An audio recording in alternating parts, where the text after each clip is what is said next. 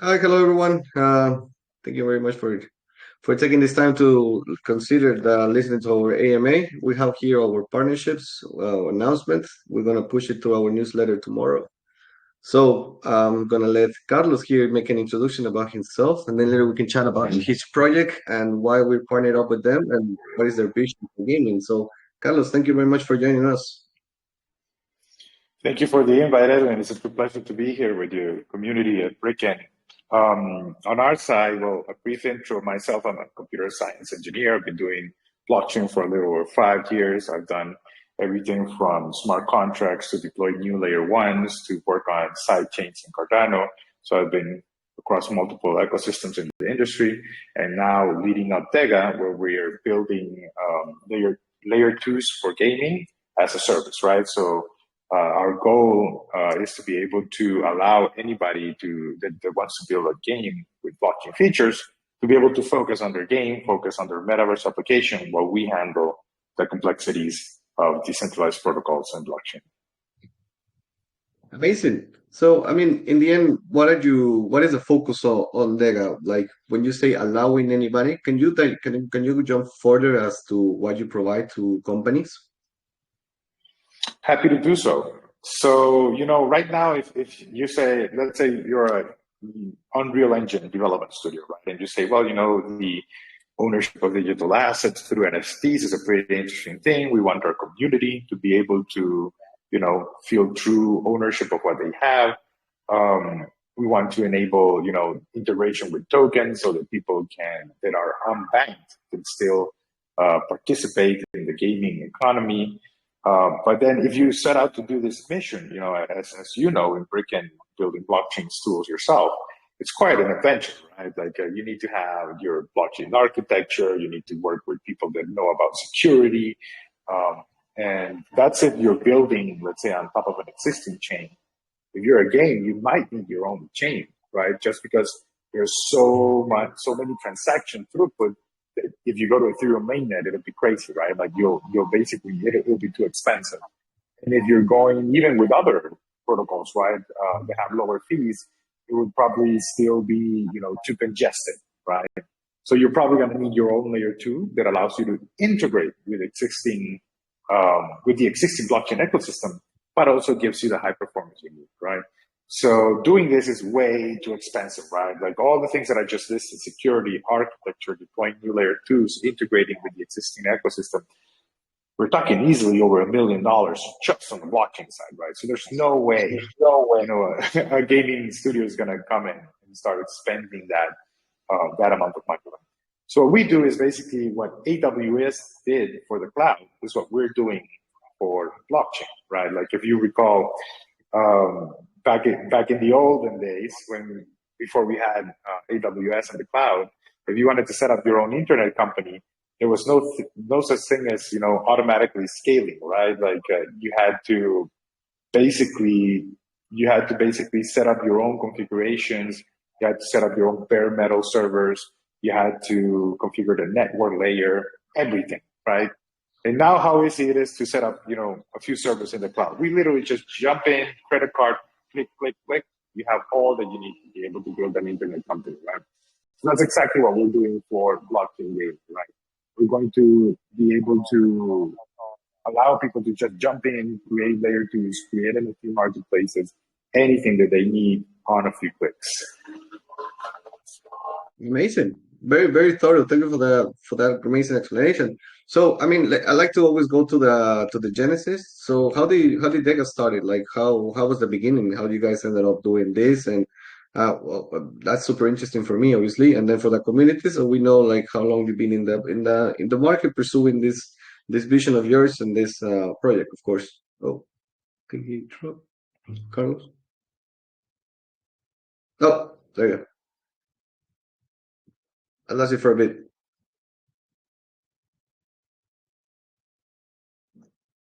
Carlos, can you hear me? Can you hear me? Yeah. Oh, No? yeah, perfect. Yeah, Okay. perfect. Sorry. Yeah, I was muted. Sorry. Okay. Yeah. So I've been doing in the blockchain industry. I've been working on for a little over 5 years. I've been doing software for over 13 years now. And we started out actually doing some of the hardest things that you could do, which our very first project was deploying a new layer one blockchain, right? After that, we also did EVM sidechains. And though now that sounds like pretty common, we're talking the first time we did a sidechain was before Polygon was released. We did that for client works, right? This were not my projects.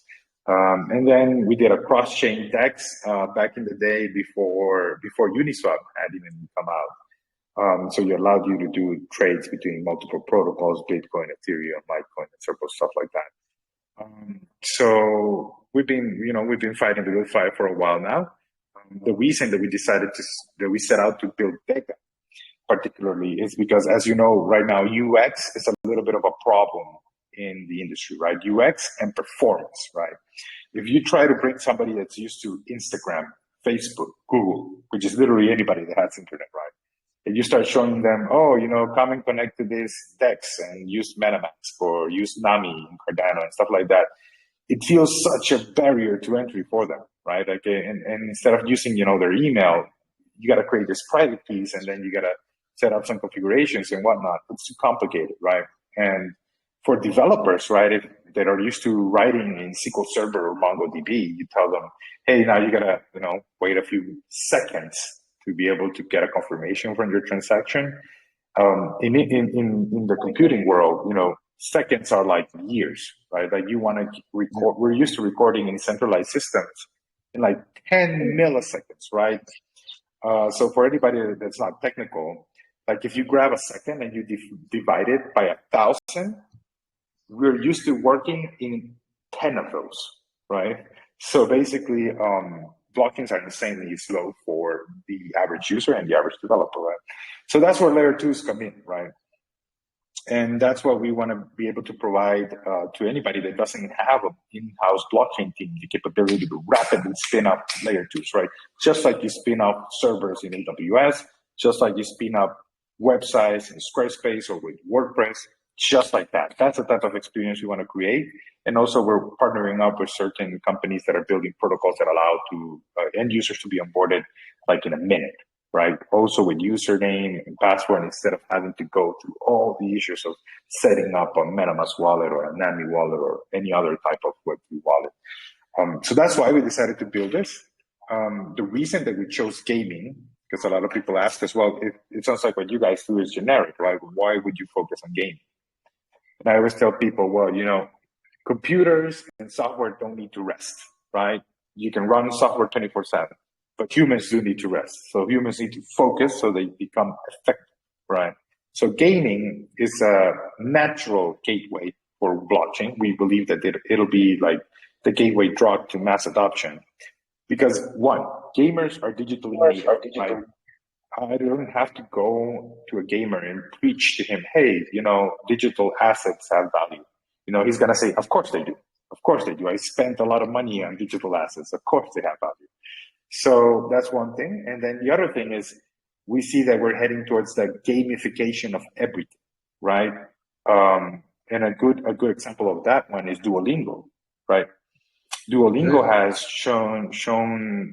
has taught people languages, more people than all the language persons on the planet combined, right? It simply can reach a scale that no other type of system could do if it wasn't gamified, right? And they keep publishing a lot of their gamification, by the way. I recommend that for anybody in the audience that wants to learn how to create engaging experiences with their end users. I really recommend that. So we're going to start seeing that for everything, right? Loyalty, rewards, points, health. There's already a lot of apps that basically make you compete with other people for jogging and stuff like that. So everything is going to be gamified, man. Finance, health, e-commerce, everything. So gaming is a natural place to start, and then we'll spread out to other vertices. I like it. Very knowledgeable on various things. Great conversation. Thanks. So now the question lies, okay, so we know your beginning, your outcome. Is your product live? When did you launch? How are you looking in that specific area? Yeah, so we started operations in November. The API is about 85% complete in terms of features. And right now, we already have a demo published on our YouTube. So if anybody searches DEGA.org, and then you'll find our channel, and there you'll see some of that. Or I can share it as well in the Telegram. But we're Yes. already doing private beta integrations with our partner, Cornucopias Games, right? We've actually been building out a product in partnership with them because, as you know, getting product market fit is super important in terms of picking out the right features, right? Like with every product, whatever idea anybody has, you can think of 1,000 features for it to have. What if it does this? And what if it does this? And what if it does this other thing, right? So how do you get the best features, right? You get it with somebody that's a real customer, right? A real end user of what you're building. So Cornucopia's game is the largest NFT sale in the Cardano ecosystem. And we met them about a year ago. We started talking about what we could bring to the table with DEGA. They became our first client and partner. And now we've been doing private beta integrations with them. And that's where we are right now. And we're onboarding other partners as well right now in the private beta. We'll be releasing a testnet for certain people to be able to try in the coming weeks. It's going to be called Cardano Club, right? And once we finish everything, and obviously one big part of that will be the security aspect, which is probably the thing that's going to delay us the most. But once that's done, we'll be deploying a new layer 2 specialized for gaming on top of the Cardano ecosystem in partnership with Cornucopias. We also have another layer 2 in partner with another partner that we're working on. I can't reveal that one just yet, but stay tuned to the DEGA channels and we'll be letting you know when that one's coming out as well. Pretty nice. Pretty nice. So, where you guys located? Where do you operate from? From what country are you guys deploying your DEGA structure? So myself, I'm native from Honduras, right? That's where I was born and raised. I live in Costa Rica now, close by. I've traveled a lot, but this is my base. And the company is registered out of Singapore, right? Just because Singapore has a really good jurisdiction for business, right? They do common law and they're very supportive of startups. We're also after Latin America, which is our first focus, and all the rest of the team, well, not all of it, but it's like, 90% of it is Latin American. So I got people from Colombia, from Honduras, from Costa Rica, from Argentina, and many other places. So we're obviously working with a lot of clients here, but our next focus is going to be Southeast Asia. So we were like, Singapore's already there. It already makes sense as a business. And we want to tackle Southeast Asia, so let's do it from there, right? But we have a subsidiary in Costa Rica, and we're going to open a third one in Dubai. Nice. So I know a lot of gaming infrastructures try to hit Southeast Asia just because of the volume base and because of the tokenomics. I mean, there was a big movement with the access and everything just moving over there. What is your perspective there? What do you think it's going to be adopted first? Kind of like the Web3 gaming. Is it still Southeast Asia, or are we moving out to more like Europe or America? What do you think? I would actually look at it from a different dimension. I think it's going to be the English-speaking population in emerging markets, right? Because we could look at it. We actually use this term within DEGA. We call it the gamer nation, right? So you might have more in common, right? Like if you speak English, right, you might have more in common with somebody on another side of the planet just because you're following the same influencers or you're following the same companies or you like the same games. You might have more in common with somebody that's on the other side of the world than with your neighbor, right? That's kind of like the world that we live in now with the internet. So I would have to say that's kind of like the people that will adopt it first will be English speakers in emerging markets. That's where I believe gaming will have a massive explosion. Okay, interesting. All right, so before we jump in the Q&A, I also have another, obviously, DEGA being in gaming, Web3. Are you guys going to have a token? Yeah, we have the DEGA token. Basically, the way it works is just like a utility, like Ethereum. In this case, right, it's purely protocol related, and it's used to pay the transaction fees in the layer 2s, just like you would use Ethereum on your layer 1s. And then it also is used to accrue value from all of the feature sets that we built up, right?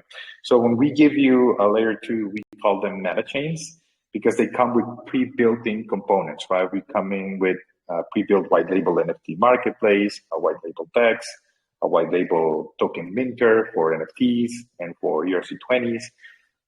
So it's all ready to go. You can pick and choose whatever you want. You don't have to use all of them. You can even deploy your own, right?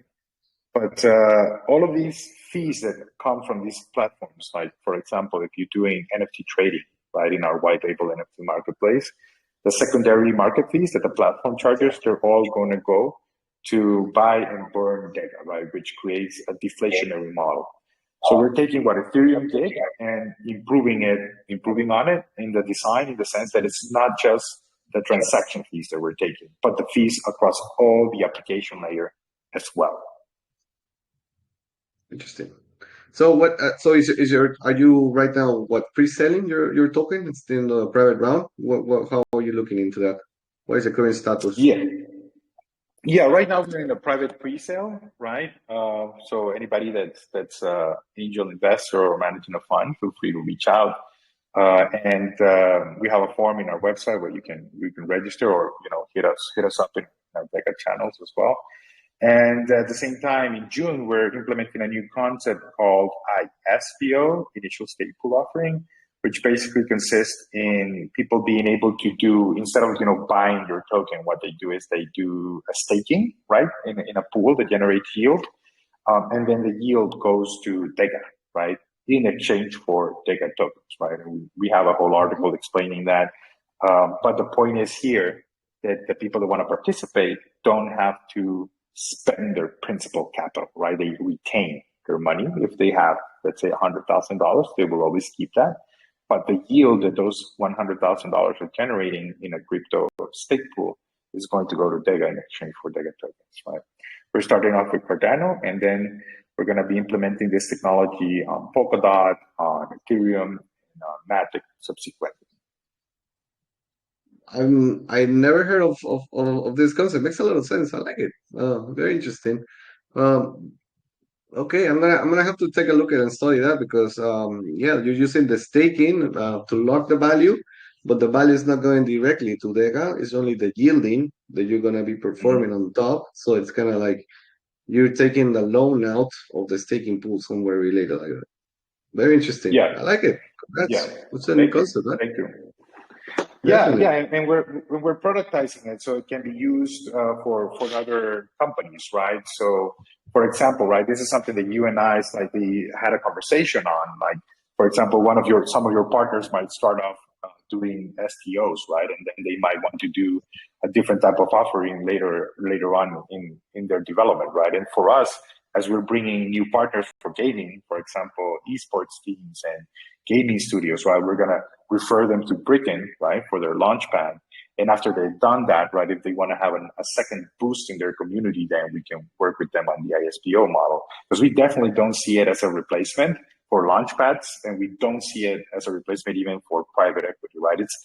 If I had to say anything that it replaces, I would say it probably is a better airdrop. It's a smarter way to do airdrops than just giving it away to people in that sense. Okay, perfect. Let's jump into the before we say our goodbyes. Let's jump. Some people were throwing some questions, so if you don't mind, I'll take some random ones. Uh, okay, this one is good. Well, they're all good. Thank you. Okay, oof. What are the main challenges and opportunities for crypto gaming and metaverse projects in terms of scalability, interoperability, and user adoption? Thank you, Daniel, for that question. Yeah, that's a pretty hefty one, right? So yeah, right. Yeah. Obviously, that's kind of like where I started, right? Like you can't come Yeah. and tell a game, "Hey, bro, come and build on top of Ethereum, on top of Cardano, even on top of Polygon," because the amount of transactions that a game has is just absurd, right? Like you want to be able to handle that. Granted, you don't need to save everything from a game into a blockchain. I would only save ownership, right? Transactions of that change value, right? Which are still a lot. So I think that gets solved via, multiple layers on top. We talk about layer 2s right now, but it's actually layer 2s, layer 3s, and so on. And that's the way that software has been able to solve things in the cloud. Right now, if you go and you open Gmail and somebody else opens Gmail in another part of the world, you're not even going to the same data center, right? You're going to different data centers that are coordinated between them. And that's exactly what's going to happen to blockchain, right? And the capability that allow us to be able to scale like that now is the zero knowledge proof technology, right? Particularly, I'd like to recommend anybody to go and check out the Plonky 2 specification that was came out by Polygon guys. It's open source, and it's probably the best system out there right now. So we're working with that to integrate it and do some improvements on top of that system. But we're designing what we call a fractal blockchain, right? So you have a blockchain that has children, and then those children have children, and so forth. And then you're just doing roll-ups, right, all the way to the top, and you're compressing all of the transaction into a single state. So that allows you to be able to manage in parallel thousands of blockchains. And that's how we'll be able to scale and meet the demands of gaming. Interoperability is a little bit trickier just because, each blockchain has a different state, and we've all seen some of the issues that come about with bridges. There is an engineering way to get this done. The only thing is that just like with DeFi, right? If you remember the first time that a few projects of DeFi came out, there was a hack literally every day. There was like 5 hacks a week, right? So now there's not that many, right? Because they've improved the practices and the engineering. So that's the same thing that's going to happen with bridges and interoperability. And finally, I think he said something about onboarding users or usability. We're already seeing a lot of projects. I get hit up by projects working on improving UX all day, right? Everybody wants to offer us a new framework, a new library.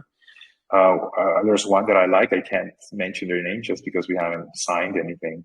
But we're basically going to create the equivalent of a Instagram, right, for NFTs. We're calling it DEGA Render.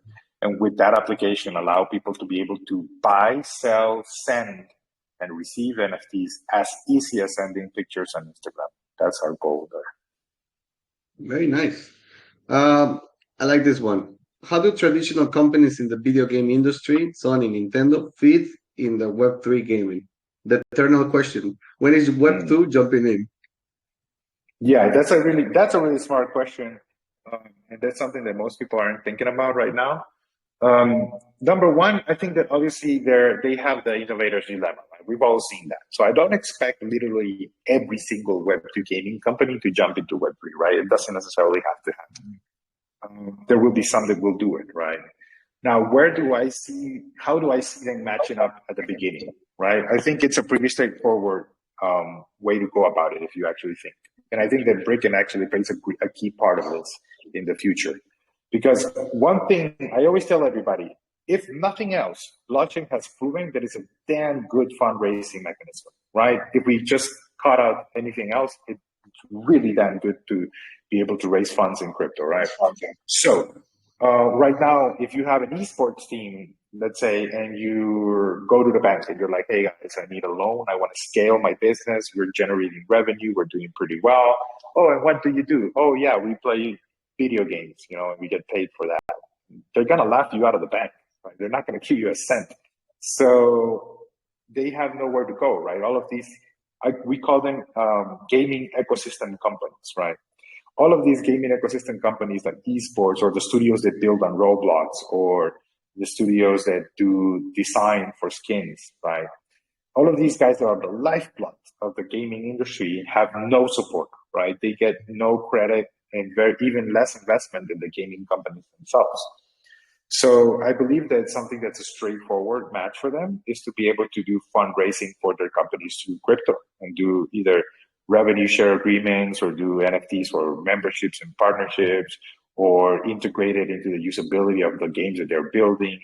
So I think that that's where we're headed. That's how we'll onboard them first, right? Like, you don't have to use NFTs in your game, but you can fundraise by tokenizing your company, for example. I agree. I like that. I like the approach. It's not about embedding everything with NFTs, which was like a trend, kind of like everything is going to become an NFT in the gaming. Okay, yes, it's true that we like our. Well, I'm a big gamer, by the way, because I'm a huge gamer. I'm very good at FFPs. So it's kind of like, yeah, it's a pain for a gamer like me to buy a like a suit for whatever, or like a, what do you call it, or an armor, and then you go into the next game and you don't have it. But interoperability is not how people think, because you have a different running system, a different code. So everybody's like, yeah, but I want to bring my avatar. Yeah, but it doesn't work like that. There's so much complications that people don't really realize, that you cannot go from an EA environment game to an Ubisoft because they run on a different engine, and transforming that, it's not neat.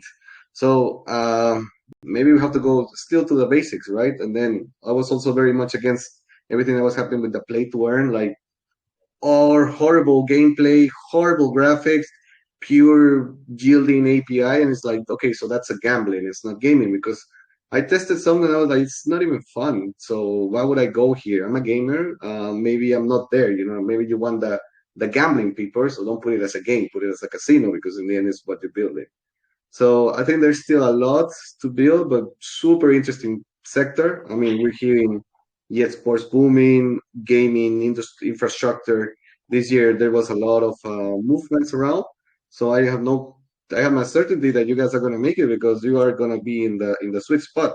What is the adoption rate for blockchain? I think maybe it's gaming, because in the end, that people in their young ages, if they get access to the technology, when they go older, blockchain will not sound like a sci-fi. It will be, oh yeah, my NFT works like that. So I think adoption Mm-hmm. doesn't come from the top layer for like the big corporations and all that. They boost it up, but the retail, the access level for me right now, it's actually gaming. Mm-hmm. Interesting. Yeah, yeah, right there. For example, a good example of things that are already happening is Nike is launching an NFT collection with EA Sports, Yeah, right? So they launched last week, no? if Carlos comes Announced to it. EA Sports and says, "Hey guys, let's do some NFTs," nobody's gonna care, right? But Nike, Nike can go to EA Sports and can go to Fortnite and tell them both, guys, I'm gonna do this only through NFTs. You either support them or you're out, right? And nobody's gonna want to be out on playing the game with Nike, right? So I think it's happening. That's just like a taste, right? It's coming. Interoperability is complicated, as you said, just from the technological challenge. I believe that it can be done, and I mean, it will be done because some of the other bigger players are also taking part. Like, for example, NVIDIA.